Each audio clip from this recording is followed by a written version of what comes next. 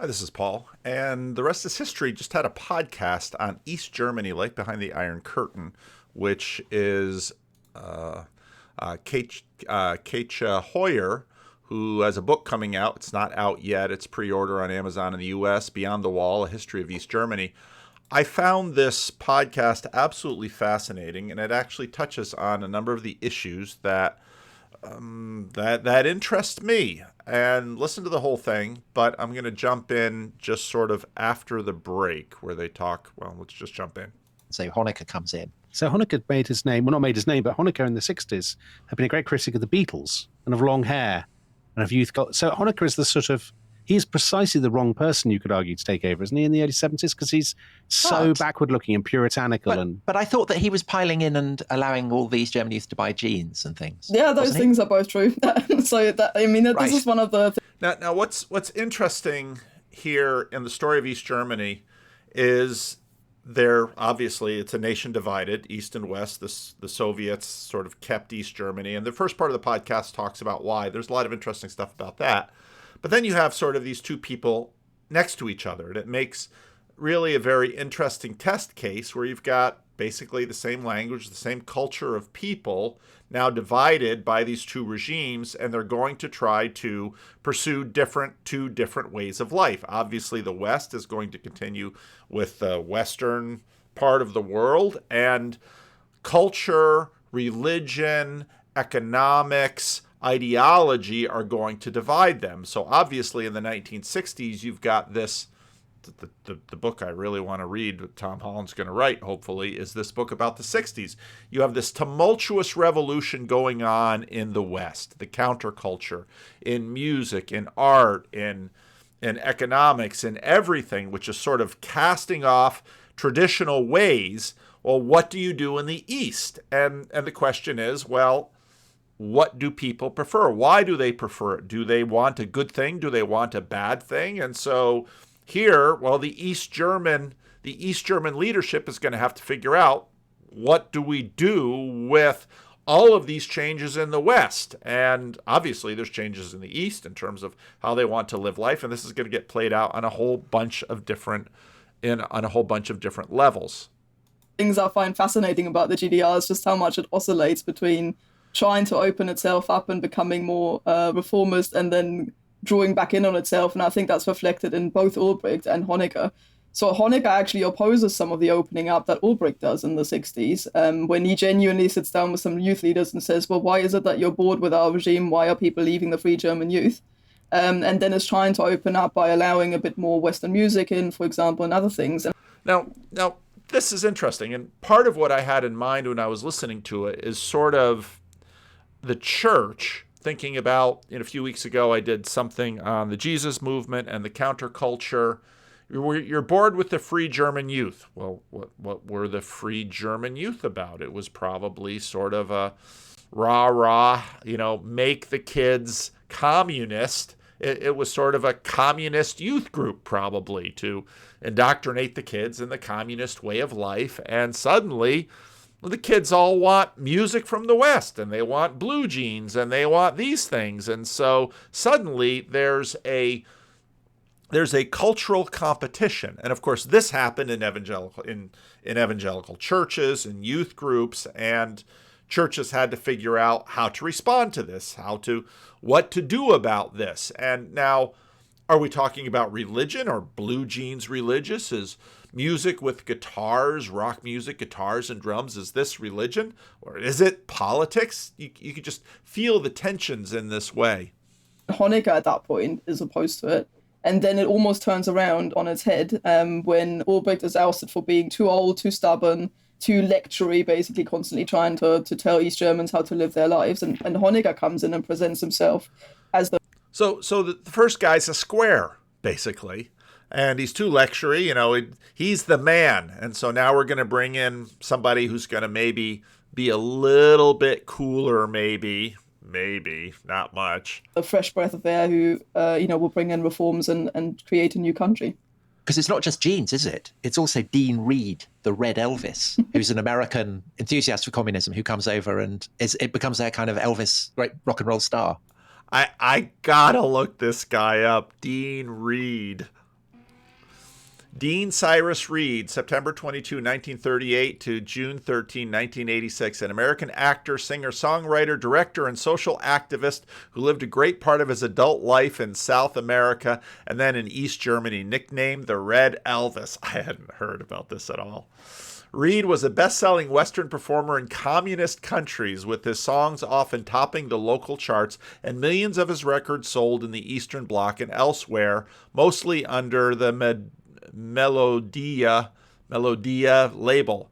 He never renounced his U.S. citizenship, despite once denouncing the U.S. government and being seen by the Western media as communist propaganda figure. So this guy got so cool and so countercultural, he went all the way over to the commies, which is really quite amazing. Here's and you can see this is sort of early rock and roll. This is the Red Elvis. Let's see if we can find anything on YouTube from him.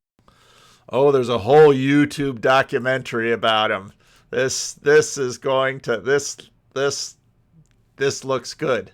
And again, I see this as sort of, I'm looking at this sort of a valence in terms of evangelicalism, because very quickly what you had to have were sort of safe evangelical stars to the kids like rock music, or what are we going to do? Well, we're going to need our evangelical musicians, and so this is just hilarious. I'm not going to play the music because I don't want YouTube monkeying with it, but I'll have to watch this later. Yeah, he suited Honecker perfectly. I mean, you've got this kind of brash, handsome American with the, great flashy smile, who comes along and sings like Western music and country songs and things that look and sound like the West does to sort of East Germans. But at the same time, he's a convinced communist and has been sort of touring the Soviet Union and become a huge star there. And is kind of ideologically reliable, if you will. So he settles down in East Germany, marries an East German woman, and becomes kind of Honecker's pet cowboy, if you will, to some extent, by projecting a Western image, but doing it in a communist way. Since Tom's brought up music, are they called the Pewdies? How would you call them? Yeah, Pewdies. P-U-H-D-Y-S. We have to look them up too. Oh yeah, they're on YouTube too, and I'm sure a bunch of you from Germany are gonna remember these people and have something to say about them. The Pewdies, and they're the biggest East German band. Massive. If I went to Leipzig now and started chatting to people about the Pewdies, they'd know who I was talking about. Yeah, they're still around. They big? still give concerts to thousands of people now. I mean, the kind of lineup has changed a little bit over the years, but they're still going. So the point of those bands is they're not covering Western songs. They're doing their own songs in German, and they're not tainted by imperialist capitalism. Forward to the future with Comrade Honecker. Yeah. It's an absolute smash hit. No, they are an interesting one, actually, because they started off playing Western music as cover songs, as many GDR bands did, in sort of just pubs and village halls and stuff like that. And then the local sort of Stasi got a bit annoyed with that because they were so effective, for lack of a better word, in creating a kind of exuberant atmosphere that they got, young people up dancing, and it was incredibly rowdy, and they were unhappy with that. So they told them they can't play anymore and banned them from public appearances. And the Pewdies, actually, to their credit, went back and said, like, well, what is it that we need to do to try and, to try and please you so much that we can play again? And the authorities said to them, if you write your own songs rather than covering Western songs and you play them in German, absolutely fine, go back. And so they kind of stayed with their heroes in the West, like Uriah Heep, for example, that entire era, style-wise, but wrote their own German lyrics to go with it. And that worked so well that they were really, really popular, both East and West Germany. They actually played concerts in West Germany as well, and became one of the most successful band in the GDR. So they're influenced by Western bands. And that raises a bigger question, which is, if you were there in East Berlin or wherever, Karl-Marx-Stadt, or in East Germany, I mean, do you get West German TV? Do you get West German radio? So are you conscious of everything that's going on? Or are you living in a little prison, not knowing that this is happening? Both, to some extent. I mean, you get West German TV and radio almost everywhere in the GDR. Apart from what was dubbed the Valley of the Clueless in Saxony, where you couldn't get it. Some of my family are from there, and they joke that they still live in the Valley of the Clueless. But other than that, it was very possible and very commonly done. Like, the authorities themselves reckon that the vast majority of people watched Western TV and listened to Western radio. Now I want to, let's see, we're at 38:54. I want to bring you right before the break because part of what's interesting about this right before sort of, because the rest is history, it has a little commercial break if you get the commercials, if you have the free version, if you have the, if you're in the club, you don't get any commercials. But it's interesting the different perspectives on, let's say, the Berlin Wall, because we would almost all think that, well, everyone in Eastern Germany would be against the Berlin Wall. And her perspective on this was absolutely fascinating. It's a period of relative stability, the 50s, but there's a continuing drain. Then to deal with that drain of people, in 1961, they put up the Berlin Wall. We did a podcast, didn't we, Tom, with Ian McGregor about the Berlin Wall. Yeah. So one of the things you talk about the Berlin Wall that's quite sort of counterintuitive is the Berlin Wall actually, I mean, it freezes the situation, but it ensures stability.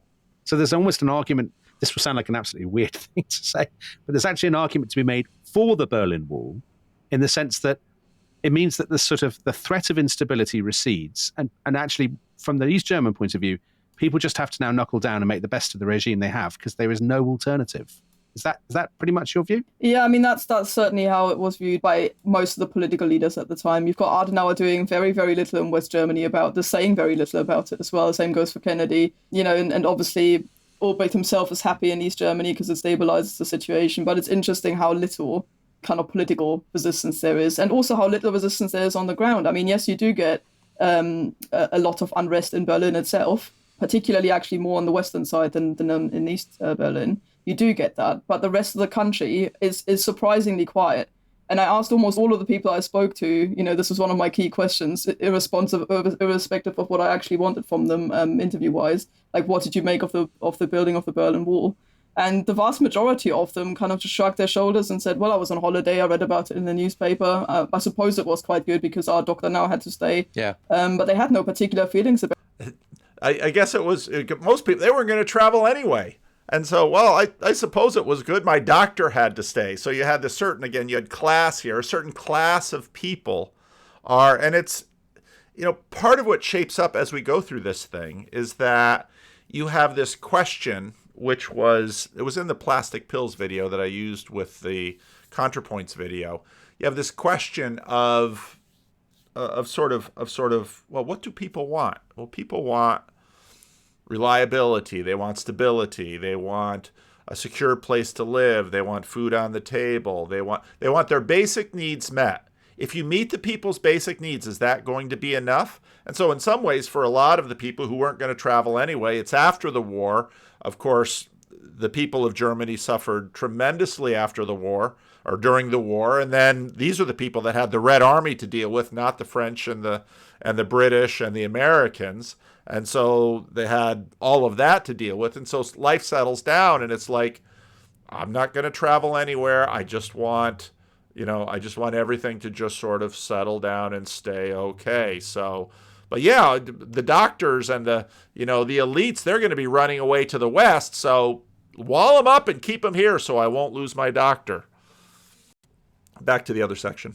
And very commonly done, like the authorities themselves reckon that the vast, vast majority of people watched Western TV and listened to Western radio. And to the point, actually, where they adapted their own programming. If there was something, like a crowd pleaser on in the West, they kind of make sure that what they wanted people to see wouldn't be on at the same time, because they knew that people would watch like West German TV. So it was commonly known that was a thing that people did. So again, now you've got this question. You've got this competition between cultures. So on one hand, in East Germany, as we're going to get to later, you have things are going okay economically. People have enough food. People have a place to live. People have money, but they might not have anything to really spend their money on. And they're looking over the culture divide at the West. And, well, Western TV is better. Western music is better. All of these tensions. Again, if you look at, let's say, the evangelical divide versus the evangelicals versus the sinners and the saints. Well, in the 60s, in the early 60s, keep your hair short. Basically a continuation of 50s, but now suddenly people are wearing blue jeans or people are talking about the summer of love and it becomes hip and cool. And you have the first Elvis, of course, in the 50s and then the Beatles will come in the 60s and the Rolling Stones, and you have this change in music and all of this turmoil. Well, do people really just want stability?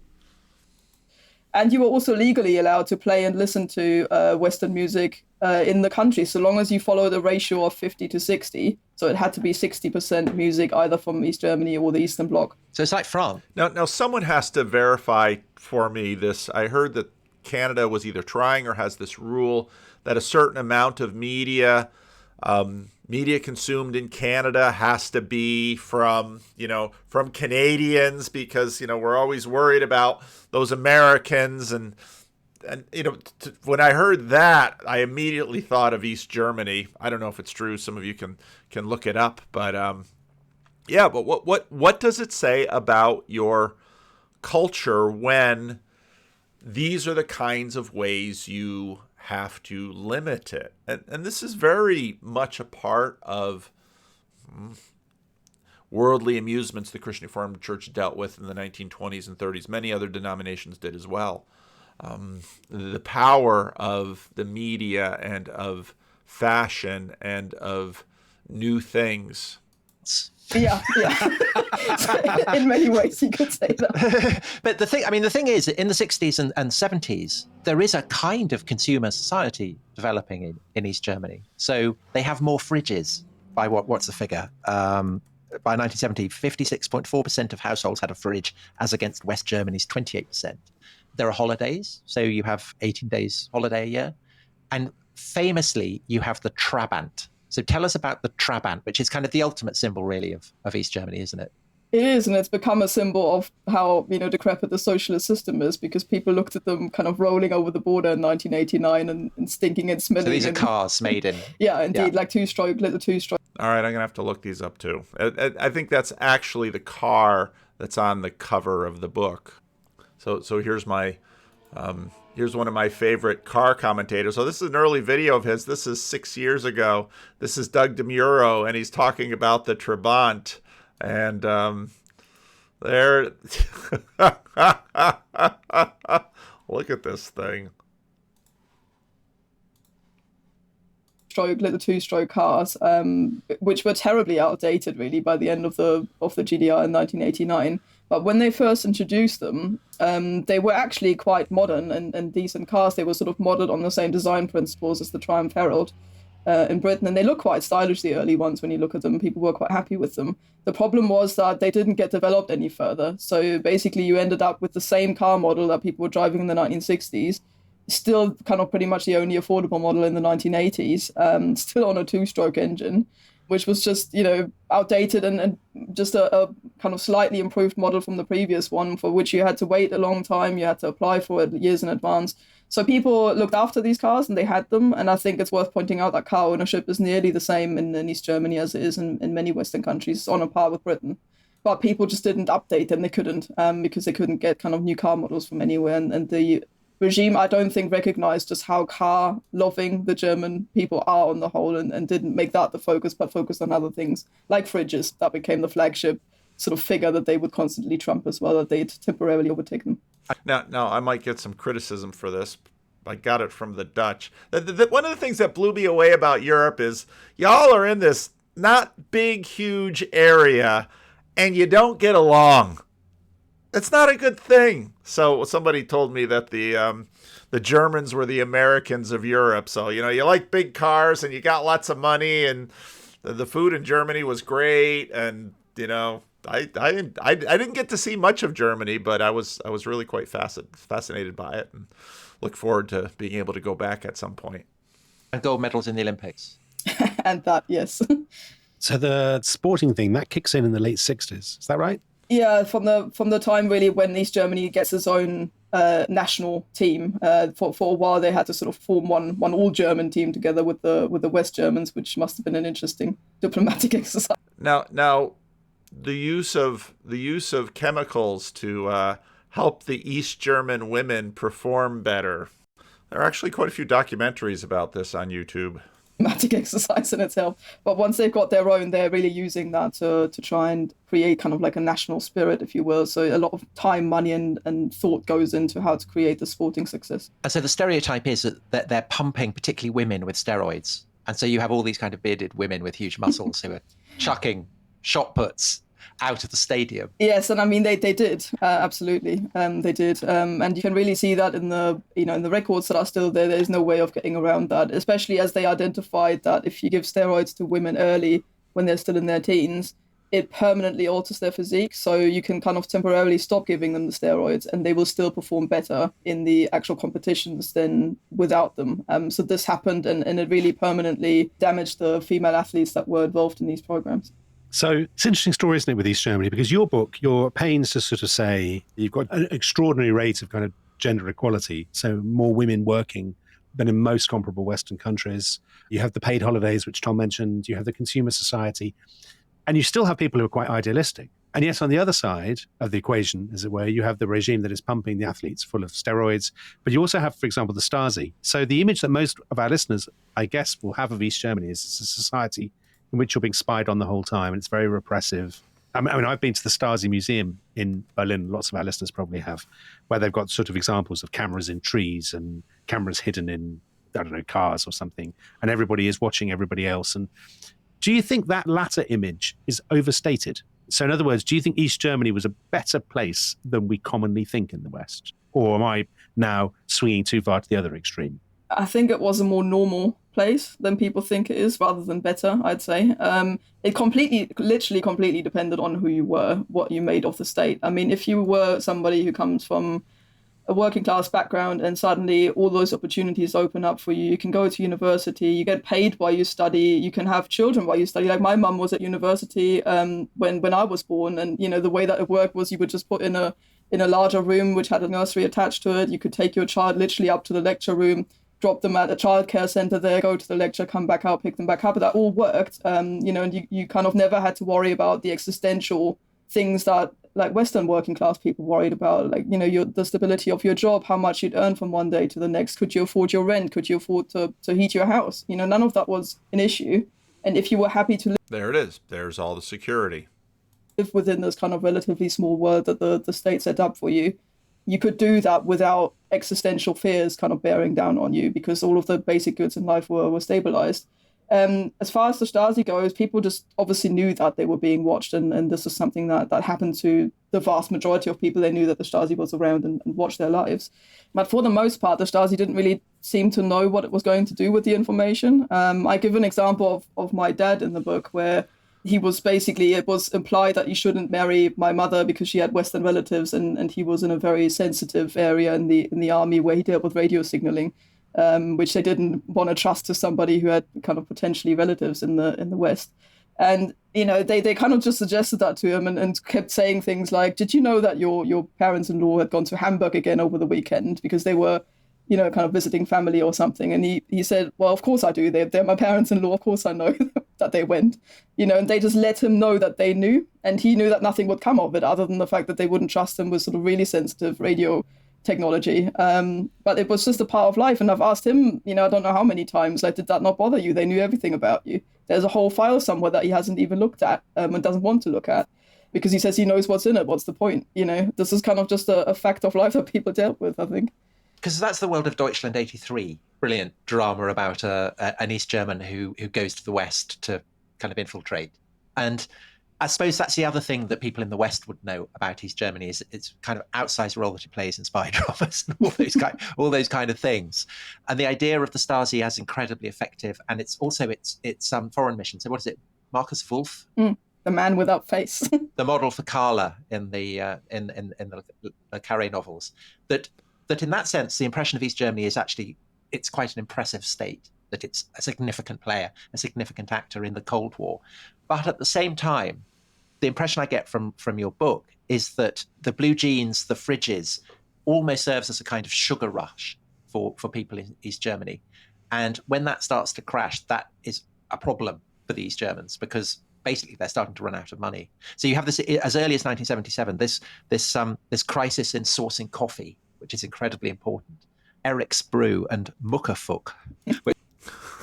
Well, if you had a coffee crisis in America, especially in the West Coast and in the Pacific Northwest, yeah, you'd probably get rebellion. Who knows what that You means? said that very carefully, which is good. but it doesn't sound good. I mean, it's a kind of, what is it? It's kind of basically dust and shavings. Chicory, apparently, was, I think, the Yeah. basis of it. Yeah. And it's horrible. And reading about the coffee crisis, actually, it sounds quite significant. Coffee presumably is quite important. It is. I mean, Germans do like their coffee. Yeah. I mean, and this is something I tried to get that across in the book. This is something that was associated with post-war, stability. Having coffee ready and available to you at all times. It's like a little comfort blanket. Whatever happens. I suppose it's the equivalent to tea. People say like, oh, just put the kettle on and everything will be fine in Britain. I think the equivalent to that in Germany is coffee, I think. And when that wasn't available, just imagine like tea wasn't available in Britain. People would freak out. And it's the same sort of thing, I think, and the regime notices that. Is that a canary in the mine? So in the 80s, is there a sense that the economy in East Germany is starting to run down relative to the West? And are East Germans becoming resentful of that? Yeah, I mean, their problem is that they're trying to create a socialist society. So basically a society where everyone has enough of everything, but nothing luxurious or kind of on top of that. So There it is. Everyone will have enough. And it's so funny because when I talk to people who like to sort of blithely promote socialism here, I will ask them, because many of the people that I hear do this, you pull out numbers of you pull out numbers basically either in the United States or especially in the world and say, okay, well, if everyone were to have the same, this is what it's going to cost you. Look at me. Part of the joke about Canada is that they want European social safety net on an American taxation basis. So people are really interesting when it comes to this. And what's, again, so interesting about this East German example is you sort of have, well, this Christian enclave versus the rest of the temptations in the world. And that sort of mirrors itself now with the Soviet experiment. And again, for someone my age who grew up with all of these stories and remember in the 80s, the fall of the Berlin Wall and such, but I think for many younger generations, this stuff isn't known at all. Have things like rent, food, holidays, all of those kinds of basic things are all subsidized to a point where they are very, very easily affordable and people still have lots of money left over to do things. And then they can't buy anything without money. So that was, they look at their Western relatives and the Western relatives don't tell them that they're struggling to pay the rent next month, but they're wearing a pair of jeans, and so I think you get a very, very slanted image in East Germany as to what the West is like because you view it through this very narrow lens of Western television. Yeah. And Honecker is... And even just jeans. I mean, jeans are sort of this American labor class wardrobe. I mean, I wear jeans every day, but it becomes chic, it becomes status, it becomes all of this. And so, well, what do you want? Do you want security or do you want opportunity? Trying to do both. He's trying to keep this welfare state that people are used to, which is incredibly expensive. Free education as well, all the way through to university, all of that's happening. If you're an adult and your employer looks at you and thinks, actually, you're a bit too clever for the position that you're doing, don't you want to do something else? They can send you back to university even at an adult age and you're getting that paid for. So all of that's happening. And at the same time, Honecker is now trying to give people, TVs, color TVs and radios and later Walkmans, in the 80s and all of those stereo things for people to have at home. All of these things that in the West only a small portion of the population can actually afford. And again, back to what I've been talking about in terms of this world that we live in, which is just saturated by media. Our expectations are all calibrated by the bombarding of images. And you see this all the time in America. Everyone is beautiful. Everyone's life is great. Back to the episode that I did on lonely people sitting in their bedroom and they're just absorbing Instagram or YouTube, and they're just sure that everybody's life must be awesome and great, and they're being left out and they're being left behind, and well, this on a national scale. But it looks to people, because they see the adverts and they listen to their relatives in the West, it looks to people as though everybody has it. And you can't have both of these things by definition. You can't have a society that's got everything for everyone and then luxury on top of that for everyone as well. That just doesn't work economically. And Honecker overstretches himself massively, and they find that out in the 1980s. And then, so what do you choose? Which is better? Even at that point in the 80s, so when they've cheap oil deliveries on which they've relied from the Soviet Union have been cut, they're running into massive economic problems. East Germany has, at this point, existed for about 35 years. So it's looking forward to its 40th anniversary. There are an awful lot of people who've known nothing, who are now alive, who have known nothing but East Germany. You know, you were 4 in that story that Tom told, but there are lots of people who would have been older than you who were at school who take East Germany for granted. And the regime is also creating, I mean, one of the things I find fascinating is they're creating a separate East German historic identity based on Martin Luther and on Prussia and on a sort of separate history. So is there a point there in the 1980s where most people genuinely believe East Germany is its own thing? It's not just some sort of mutilated appendix of a greater Germany, but it's its own thing with its own history, its own culture, and it will last for generations. Do you think there are people who genuinely think that? Most people did. I mean, if you speak to people even about 1989, there's a tiny minority who say now that they knew that the state was going to collapse and Germany was going to reunify. But the vast majority of people thought there were 2 German states for the foreseeable future. And you see that even in the conversations between the West German Chancellor Helmut Kohl and Erich Honecker, that they're working towards kind of what they call a neighborly relationship between the 2 states. Because they both accept at this point that for the foreseeable future there will be 2 German states. East Germany has got its own, citizenship, for example. There is through sport to some extent as well a kind of East German identity on the world stage. You've got your own team basically that you look up to. So I think there was certainly a sense that maybe it was still one nation, but it would live in 2 separate states for now. All right, so that's how I'm going to play of this. The whole episode is great. Very much recommend listening to the whole thing. The book doesn't seem to come out until September. I hope I remember, but I'm really quite interested in the book too. Of course, this was a period of life that I lived through, and you'd watch the Olympics, you'd see East Germany, and so during the Cold War it was quite a big deal.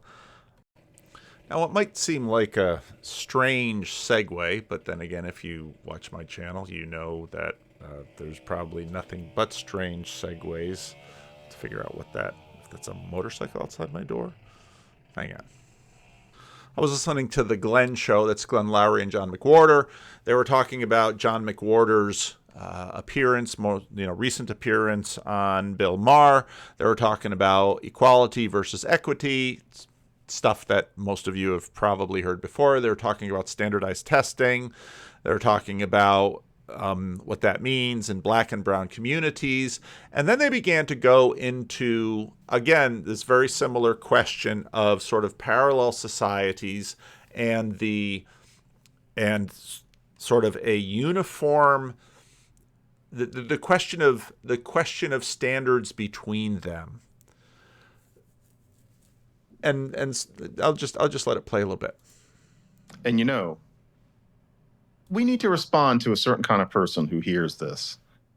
And, they're this, you imagine a black and white picture. They've got their arms crossed and they're looking down at us. You're criticizing the culture. No, folks. You have to be more nuanced than that. What Glenn and I are doing is not saying black people are no good. That's not it. If I say that a black family, and I'm being specific, a black American family is less likely to make it seem like it is absolutely the measure of the human, that you try your best on that test. And we really want you to do well on it. If that is less present in a black American household than in, for example, an immigrant South Asian household, that doesn't mean there's something wrong with black people. I'm not pointing a finger and frowning. And there are all sorts of reasons why it might be. It's partly a matter of class. It's partly a matter of what Black America inherited from the countercultural mood of the 1960s, which was begun by white people. It's all sorts of things that I've honestly written about, partly in the Times and then in my 2 books, Losing the Race and Winning the Race. It's not about blaming and anger. It's just saying that the reason is not racism. But I will say this. There is a problem with one corner of black culture where I would have to have a judgment, and that is much academic and journalistic Black culture. Where? I don't think that people in that world understand how unique it is, that they have this watch cry that somebody says that we're not good at something, and your response is, why should we have to prove it, rather than proving it? That notion that it's a valid answer to say, why should we have to prove it? You must be a racist. And to really think that that's a mic drop, that's weird. I'll bet it's relatively unprecedented in human history. That's a Black thing, but not just a Black thing. It's a specific thing. It's an educated, enlightened, post-1966 Black thing. And yeah, I've got some judgments on that, just like you guys have judgments on me. I think you need to stop that. If you can't prove it, then you have no right to resent people for supposing that you can't do it. And so part of what's behind here is a question of a monoculture and the competition between cultures and the integration between different cultures. Now, obviously, in East Germany and West Germany, the wall comes down. Basically, earlier on, the Soviets needed East Germany to function in a certain way for them, so the Red Army was there. And then someone mentioned last night at the estuary meeting that the way that the Berlin Wall fell was just sort of accidental, in that nobody knew if they should stop these people from tearing it down or not. So it starts coming down, and and history is very funny that way. But all of this for me sort of connects. I mentioned this, and someone noted this book. So John McWhorter mentions the counterculture, and the counterculture. It's funny. It throws critique at a culture. It's sort of an open declaration of war against the establishment culture that had prevailed, and in many ways has taken over. But cultures are very vast, complex things, and part of what Glenn Lowry and John McWhorter point to is that certain streams of the counterculture have, in a way, given permission for groups of people to not compete. But that whole competition thing is in itself another thing that's up for debate quite a bit here too. So I did listen to, finally get a chance to listen to all of Grail Country's conversation with Paul Kingsnorth, and it was very interesting because a lot of it reminded me of the 70s and 80s, where I was at. All this talk about the machine stepping out of the dominant paradigm. Of course, Illich is part of that, but then when it comes to, okay, what exactly does that look like? And Sherry, I thought they had a fair amount of nuance in their conversation. They left it fairly individualistic. Individuals are going to have to decide if, in fact, you continue to resist the machine and the dominant culture, you will probably be exiled by it. If you don't adopt new changes, you will be sidelined by it. Can this be done in community? Can this be done in mass? Now, obviously, certain groups have. The Amish have done it. Other countercultural groups have. You have communal living situations, all of that going on. But it doesn't really remove the competition between these groups as ways of life. And whereas with East Germany and West Germany, that very much had political state involvement, with many other communities, it's going to be different. I'm going to let these guys get into some more interesting things here too. The fact that we were brought here as slaves doesn't change that, nor does Jim Crow, nor does redlining. None of those things change that basic fact. I'm sorry, except I'm not sorry. That is something that our educated class needs to face up to. Glenn, I agree with you. Now Completely. Now, both of these guys are Ivy League academics. Both of these guys are built deeply into the system. Now, they're also in some ways heterodox, because they're heterodox in some respects, heterodox to certain movements of affirmative action and such, yet they are both deeply tied into the system. They want to see within their respective fields excellence by their students, regardless of the ethnic background or cultural background that they've come. This is the discipline. Strive to meet it. And just by the way, too, I mean, these. I love the Glenn show. I loved it back when it was on Talking Heads. The conversations that these two have are just absolutely tremendous. I'm trying to think now on the top of my head about what the genesis of this might be. And you know what I'm thinking about? I'm thinking about E. Franklin Frazier's book, Black Bourgeoisie. This is, I don't know what, maybe 1953 or something like that. It was published initially in French. He couldn't get, maybe so this is about, 53, you're sort of at the tail end of Jim Crow. You're simultaneous to East Germany. A little earlier. It couldn't get it published in English initially. It was published originally in Paris. And it's this is a great sociologist, E. Franklin Frazier, and the thing that I remember most vividly from the book that he's inveighing against is phony, pompous, pretend status manufactured by the Black elites as a kind of parallel to the real status, which was reflected in the structures of the larger society. Now this gets interesting because, of course, a big part of the conversation with respect to what happened in the civil rights movement, the degree to which African Americans participated, even despite Jim Crow, in much of what was going on in broader American culture, and you should note that the ways in which African Americans led you wouldn't have the American Elvis, never mind the Red Elvis. You wouldn't have the American Elvis without jazz, all of the contributions by African American culture, African American music to American culture, but yet there's still a sort of a segmentation. Obviously, that was done with Jim Crow. Thomas Sowell, of course, goes into a number of these things. Thomas Sowell talking about his experiences in Harlem before the coming of the counterculture, which then disrupts and sort of changes standards. Glenn, and they had say their all that black again sphere. because you broke up.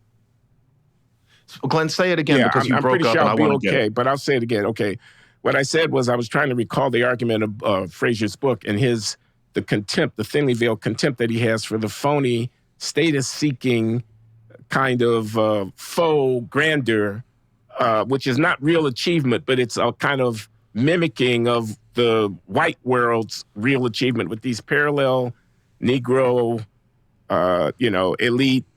And again, my pointing to evangelical world, my pointing to communist world. I mean, all of these, in this globalist world, all of these sub-communities are in conversation with each other. They're watching each other. They're establishing different value hierarchies, different status hierarchies, and trying to suss out, well, what is best? Organizations and activities, from the sororities and the fraternities, the way that the historically Black colleges are run, the class of people, yeah, the cotillions and the secret societies and the kind of it being a mirror image of real status that was built on actual wealth and control over the apparatus of the society. And you're Black, and so you had your separate Black sphere in which you could kind of create these status distinctions among Black people. And the fact that it would often be a dodge over actual competition with your peers who were not Black.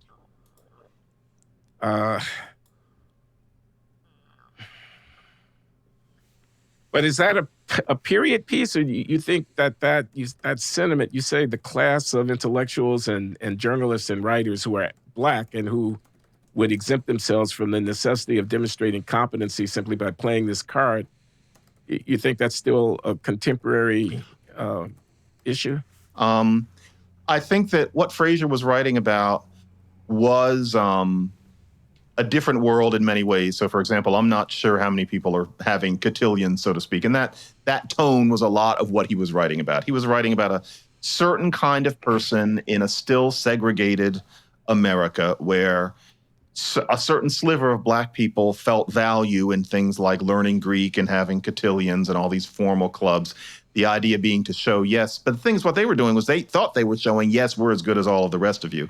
But you could say that all of it was kind of a hollow show. The new people doing this, though, I think it's not so much that they're saying that they shouldn't have to show their competence. It's that they're saying it on behalf of other black people, which I think that black bourgeoisie then often were less concerned with. They're saying that black people in general should be able to be mediocre, that that's part of people being allowed to be human, that we shouldn't have to prove it unless we feel like it. It is racist to tell us that we're not good at something because that's insulting.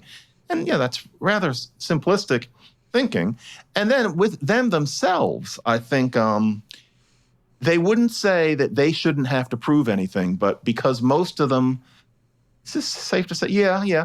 Most of them, even today, tend to limit themselves to only writing about race issues. And so they don't feel themselves as in competition with white writers because they're writing about different things. They're interviewing different people. So then even with this,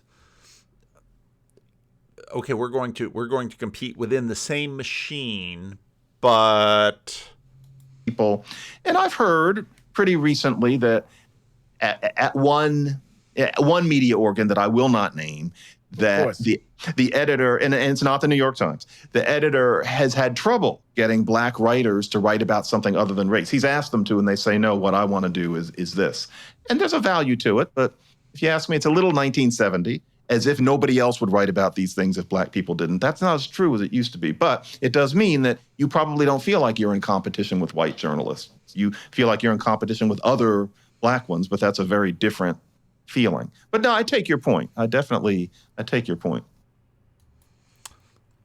So, I kind of put these things together and they make me think about, okay, a lot of what has happened in Christian churches is churches themselves become these little enclaves. And then as they sort of grow up, you have sort of a Catholic culture, you have an evangelical culture, you have a Christian Reformed culture.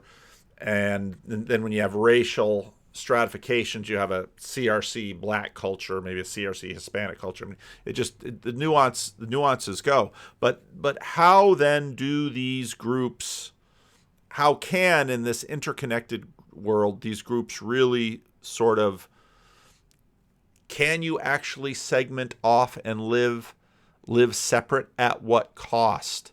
This was a big part of the conversation in this conversation. Can you, each of you, basically they didn't really talk communally so much, but that each person has to sort of step off in their way and do their own thing. But I don't know if that actually can be done without a community. And yet those communities are going to be interconnected.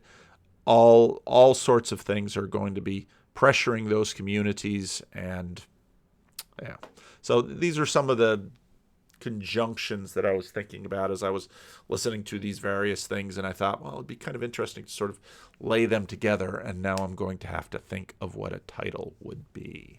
So we'll see. And then what a thumbnail would be. As you might have noticed, I've started playing with AI art. And we'll see if that's just a very passing fad for me, or if I go back to my old black and yellow thumbnails with a mosaic of images from it, or what. We'll see.